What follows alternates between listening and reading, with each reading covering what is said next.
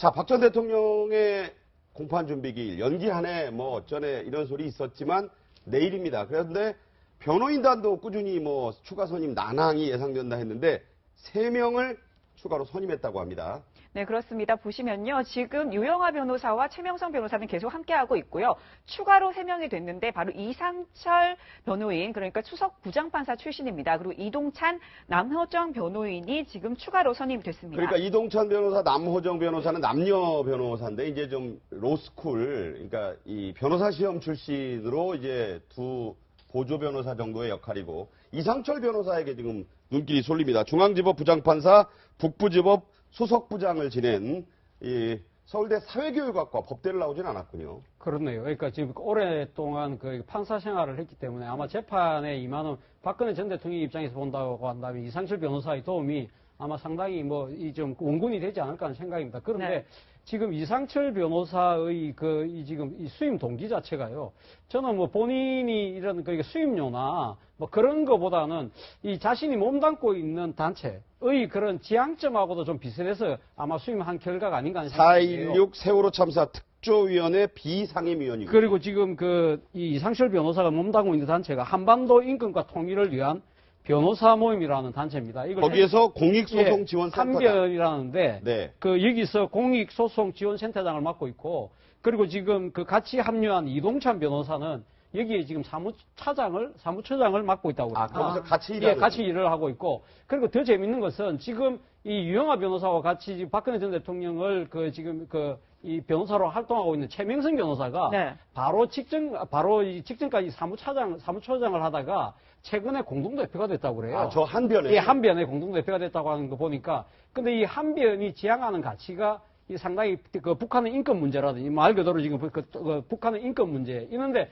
상당히 보수적 가치를 지향하고 있다는 거죠. 민변과 대척점에 있는 민변의 보수. 진보적 가치와 대척점에 있는 보수적인 변호사들을 모아져 있고 우리가 보수적 변호사들이 모인 시민들과 함께하는 변호사 모임이라고 있지 않습니까? 시변이라고 하죠. 시변이라고 하죠. 예. 그것이 작년에 이 모임과 통합이 돼서 지금 한변으로 다 통일을 했다고 하니까 아마 박근혜 전 대통령의 그런 지금 법률적 조력은 이 단순히 이상철 변호사뿐만 아니라 한변이라는 변호사 모임 전체가 아마 좀 조력을 하는 것이 아닌가. 그래서 지금 한변의 고문을 맡고 있는 이 전직 대법관이나 헌법재판관 출신들도 지금 측면에서 지원을 할 가능성이 있다고 합니다. 그렇다고 한다면 박근혜 전 대통령 입장에서는 이 법리적인 문제보다는 이 정치적인 좀 해법이나 투쟁을 한다고 한다면 오히려 한변이라는 손을 잡은 부분이 조금 맥락이 통하는 그런 대목이 아닌가 하는 생각입니다. 그러니까 시변의 후신이라고 볼 수 있는 거네요. 예, 근데 이 한변이 관심을 갖는 거는 북한 인권법 관련해가지고 활동을 굉장히 많이 했었어요. 그러니까 아주 우측에 있는 이런 쪽으로 생각하는 박근혜 대통령을 지지하는 그런 거하고는 전혀 상관이 없는 단체예요. 그 부분에 있어서는 좀 선을 그을 필요가 있어 보이는데요. 3명의 변호사가 선임이 됐다라고 하더라도 지금 봐서는 나머지 2분의 경우에는 아마 이 이상철 변호사와의 고용 변호사가 아닌가 관계가. 네. 그래서 이제 보통 그 구성 변호사, 대표 변호사하고 그 아래에 또 고용 변호사들이 있는데 네네. 그래서 3인으로 아마 된 것 같아요. 그러니까 네. 실질적으로 보면은 이상철 변호인이 새로 선임됐다라고 보면 될 것 같고 여하튼 네네. 어쨌거나 그래도 판사 경력이 꽤 긴 변호인이 합류하면서 좀 법리적인 다툼을 그래도 준비하는 해볼 만한 네. 모습은 보이는 것 같습니다. 네, 지금 보면 어쨌든 변호인이 추가 선임이 됐고요. 그리고 박근혜 전 대통령 내일이 바로 첫 재판입니다. 무엇보다도 이 대선을 앞두고 박근혜 전 대통령이 이 재판의 모습을 드러낼지 안 드러낼지가 가장 큰 관심사 아니겠습니까? 내일은 실질적인 재판보다는 준비기일이기 안 나올 확률이 높긴 하지만 변호사들이 나와서 이런 협의를 하지 않을까 보여지고 박근혜 대통령이만 그 표심은 이미 홍준표 전 지사 쪽으로 아니면 또 조원진 새누리당 후보 조원진 후보 쪽으로 흘러가 있기 때문에 표심과는 무관하지 않겠나 그렇게 보여집니다. 예.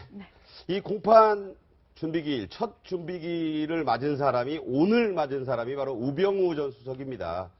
오전 10시에 시작됐는데 변호인들만 나와서 우 전 수석 안 나왔고요. 짧게 이런 입장만 발표했다고 하는데 자, 이런 입장입니다. 네, 기록에 대한 열람 복사가 이루어지지 않은 상태에서 공소 사실을 인정할지 부인할지에 대해서 말씀드리기 적절치 않다라고 하면서 공식적인 의견은 다음에 밝히겠다. 3-4차례 공판 준비 기일을 더 열어달라. 이렇게 얘기를 했다는 거예요. 자, 이게 이제 30분도 안 돼서 끝난 그런 절차. 뭐 예상은 됐지만 예. 이러면서 이제 화제가 된 그 사진이 있습니다. 이 유명한 이 추정 매체죠. 더 팩트가 찍은 건데 저게 우전수석의 최근 모습인데 저 앞에 있는 분, 눈을 좀 저희가 이렇게 모자이크 처리한 분이 우전수석의 부인 김장자 씨의 딸입니다. 자, 양인 사장님. 예. 이게 이제 재판 준비를 단단히 하고 있다. 뭐 이런 정황으로 지금 보이고 있어요. 예, 이제까지 우병우 전 수석이 불구속 상태에서 계속해서 지금 잘 비켜간단 말이에요. 뭐 일각에서는 법꾸라지다라고 하는 비판을 감수하면서도 치열하게 법리 다툼의 그 승리를 계속해서 이끌어왔단 말이에요. 이 측면에서 본다라면 저는 다른 이야기를 하고 싶어요. 박근혜 전 대통령이 이렇게 치열하게 법리 다툼을 했었더라면 어떤 결과가 나왔을까? 네, 라는 의문점 하나와 예. 그다음에 정말 차고 넘칠 정도로 많은 증거들을 어떻게 돌파하는 법리 논쟁을 이끌어낼 것인가 하는 또 하나의 우리나라 법정과 법정에 있어서의 새로운 사례 연구감을 만들어줄 수도 있었는데 그거는 박근혜 전 대통령은 실패했고 우병우 전 수석은 이러한 법망을 빠져나가는 데 있어서의 그 뛰어난 테크니컬한 모습들을 보면서 많은 사람들에게 연구 사례를 또 한번 제공하는 과정이다. 그렇다면 현재 지금 준비하고 있는 부분들도 완벽하게 이해하고 네네. 그다음에 충분히 대비해서 나오고자 하는 의도 아니겠냐 이렇게 보는 거죠. 자, 이모 씨 부인으로 추정되는 분이에요. 아직 확인된 건 아니지만 부인으로 저희가 본다. 이런 분이거든요.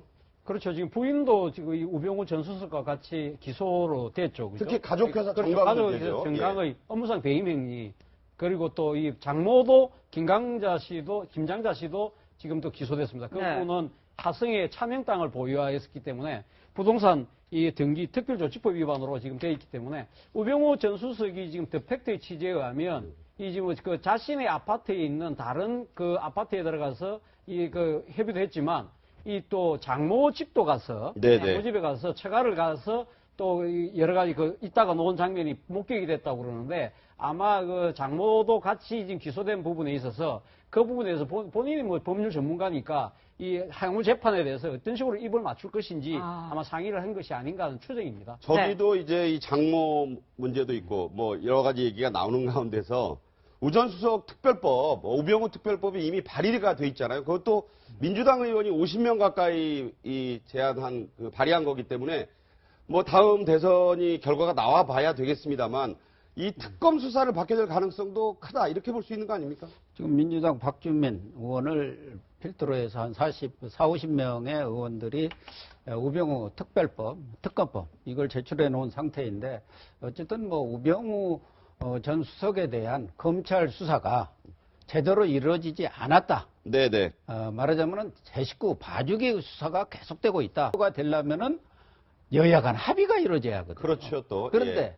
지금 홍준표 후보를 필두로 한 자유한국당. 자유한국당이 예를 들면은 지금과 같은 기세로 해서 강력한 야당이 될 경우 과연 특검법이 국회에서 원만하게 처리가 되겠느냐. 또 일부 바른정당 오히려 의원들이 또 합류한다든가 이런 뭐 식으로 되면. 다른 방법이 네. 있다면은 특검법보다는 검찰 자체 수사를 해서 재수사를 한다든가 뭐 추가적인 혐의를 가지고 또 추가 수사를 한다든가 네. 해서 우병우 사단이 아닌 진짜 다른 검사들이 네네. 수사를 해서 기소를 하는 것이 추가적인 기소를 하는 것이 더 빠르지 않겠나 그렇게 보여집니다. 네네. 네, 그런데 오늘 재판 얘기를 좀 더 해보면 아까 저희가 사진 보여드린 것처럼 우병우 전 수석 같은 경우에는 부인과 굉장히 지금 보면서 재판을 준비하는 모습을 보였고 또 지금 특검 수사에 그 전에 검찰 수사까지 받지 않았습니까? 그러면 기간이 굉장히 길매도 불구하고 오늘 재판에서는 굉장히 간단하게 아직 다 못 봤다. 라고 얘기를 하면서 그 공판을 더 3차례에서 4차례 정도 더 열게 해달라 이렇게 요구를 했거든요. 이게 이제 공소장 일본주의라 그래가지고 형사소송에서 기소를 할 때 네. 공소장만 재판을 법원에다가 넘겨요. 증거가 못 가요. 그런 상황에서 이제 이 공판 준비기를 마치고 나면은 검찰에서의 증거를 열람해서 볼 수가 있거든요. 네, 네. 그런데 지금 봐서는 좀 우병우 전 수석 측에서 재판을 좀 느리게 지연시키려고 하는 것이 보여요. 보통 지연을 시키려고 하는 것이다. 예, 기소를 했을 때는 검찰 쪽에 가서 기록들을 열람해서 볼 수가 있는데 그거를 아직 안 했다라는 거는 저는 조금 납득하기 어려워요. 약간 지연수를 펼친다는 생각이 들고. 네. 근데 제가 좀 말씀을 드리고 싶은 거는 저는 우병우 전 수석의 저런 사진을 보면 정말 화가 나요.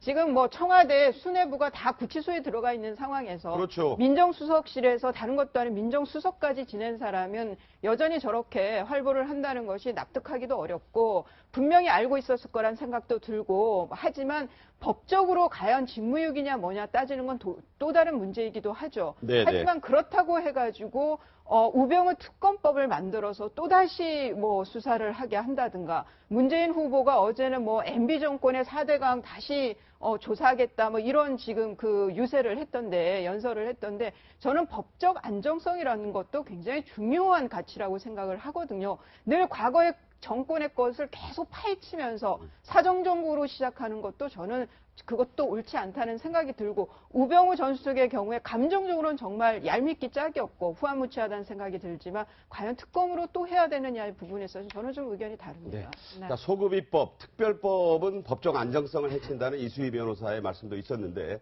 이 부분은 좀 뒤에 또 문재인 후보 공약 때 더 얘기를 나누기로 하고요.